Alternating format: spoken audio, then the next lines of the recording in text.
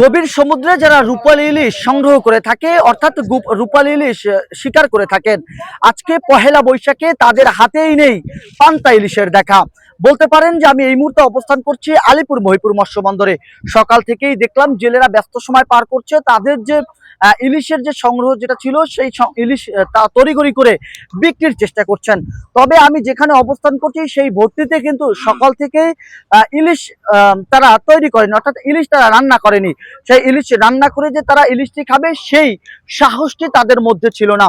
কারণ সকাল থেকেই জেলেরা অনেকটা ব্যস্ত সময় রয়েছে, বৈশাখী উৎসব তারা পার করার কথা ছিল, তবে ইলিশ কম থাকার কারণে তারা কিন্তু সেই ইলিশ রান্না করেনি এবং সেই ইলিশ ছাড়াই কিন্তু তারা আজকে বৈশাখী উৎসবটি পালন করেছে।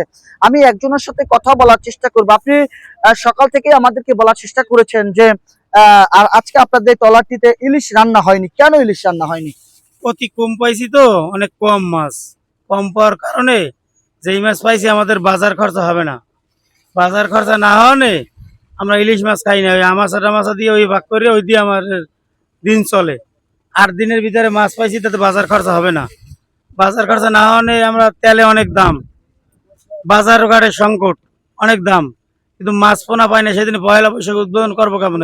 আমাদের মন মানসিকতা ভালো না তো, বাজার খরচা হয় না, টাকা পাবো না। বাজার খরচা না উঠলে আমরা তো মালিক আমাকে টাকা দেবে না, দেবে কি দিয়ে? মালিকেও তো বাজার করে ভোট দিতে হবে। সেই জন্য আমরা ইলিশ মাছ পাক করি না। যে ইলিশ পাইছি সে কটা নিয়ে আসছি, অল্প কটা মাছ পাইছি। 8 দিন ভাইয়া। একটা সময় আপনারা যখন বৈশাখী উদযাপন করতেন তখন আপনাদের মধ্যে, অর্থাৎ বৈশাখটা আসলে আপনারা সবসময় বেশি উদযাপন করতেন। আপনাদের অনেকগুলো জেলেরা রয়েছে, তারা বলছেন যে বৈশাখ আসলে আপনাদের মধ্যে আনন্দ উৎসবটা ফিরে আসে, কারণ যেহেতু বাঙালির উৎসব। আজকে কেন আপনারা এত শত শত ইলিশ ধরেন, মন কেমন ইলিশ ধরেন, আজকে কেন এই ইলিশটি রান্না করেন না? কষ্ট লাগে না আপনাদের? কষ্ট লাগেও, তা বলার কিছু নাই, কষ্ট লাগলেও কিছু করার নাই। আমাদের মাছ পাই না, কি করার আছে? বাজার খরচা নাই, বাজার খরচা উঠান লাগবে অনেক টাকা। বাজার তেল মুদি বাজার নিয়ে অনেক টাকা বাজার হয়েছে, সেই বাজারের টাকাই হবে না। আমরা যদি ইলিশ মাছ রাঁধি দিয়ে জায়গাটা পাই যদি খাই ফেলাই, মালিকের কাছে কি নিয়ে আসবো? সেই জন্য আমরা ইলিশ রাঁধি না। আমাদের মন মানসিকতা ভালো না, মাছ পোনা কম নদীতে, সেই জন্য আর কি রান্না করি না। আর পয়লা বৈশাখ উপলক্ষে আমাকে আনন্দ খুব মন ভালো না। হ্যাঁ প্রিয় দর্শক, যেমনটা তারা বলেছেন যে পহেলা বৈশাখ উপলক্ষে তাদের যে আনন্দটা থাকার কথা, সেই আনন্দটা কিন্তু এই জেলেগুলোর মাঝে নেই। কারণ বিষয়টা হলো, গভীর সমুদ্রে তারা রূপালী ইলিশ সংগ্রহ করলো, তবে এবার কিন্তু সেই কাঙ্ক্ষিত ইলিশ না পাওয়ার কারণে এই ভর্তিতে যে কটি ইলিশ পেয়েছে তা বিক্রি করে লোকসান কাটিয়ে ওঠার সম্ভাবনা তারা ভাবছেন। তারা কিন্তু বারবার বলার চেষ্টা করছেন যে যদি গভীর সমুদ্রে মৎস্য শিকার করে ইলিশের সন্ধান না থাকার কারণে তারা কিন্তু এবার বৈশাখী উদযাপনটা তারা ভালো মতো করছেন না। এবং এছাড়াও কিন্তু তারা স্পষ্টভাবে একটি কথা বলার চেষ্টা করেছেন যে মহাজনের যে লোকসানটি হয়েছে, জেলেদের যে লোকসানটি হয়েছে, সেই লোকসানটি কিন্তু তারা কাটিয়ে উঠতে পারছেন না।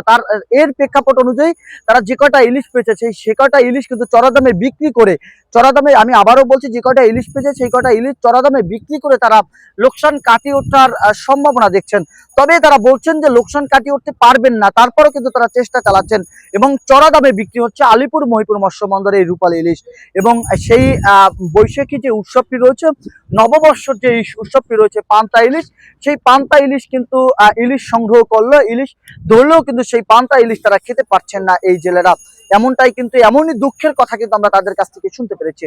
তো এই ছিল আমার কাছে রূপালী ইলিশের জেলেদের যে ভাবমূর্তি রয়েছে, বৈশাখী উৎসবের জেলেদের যে আবেগ রয়েছে, সেই আবেগের সর্বশেষ। জাহিদুল ইসলাম জাহিদ, খবর কুয়াকাটা।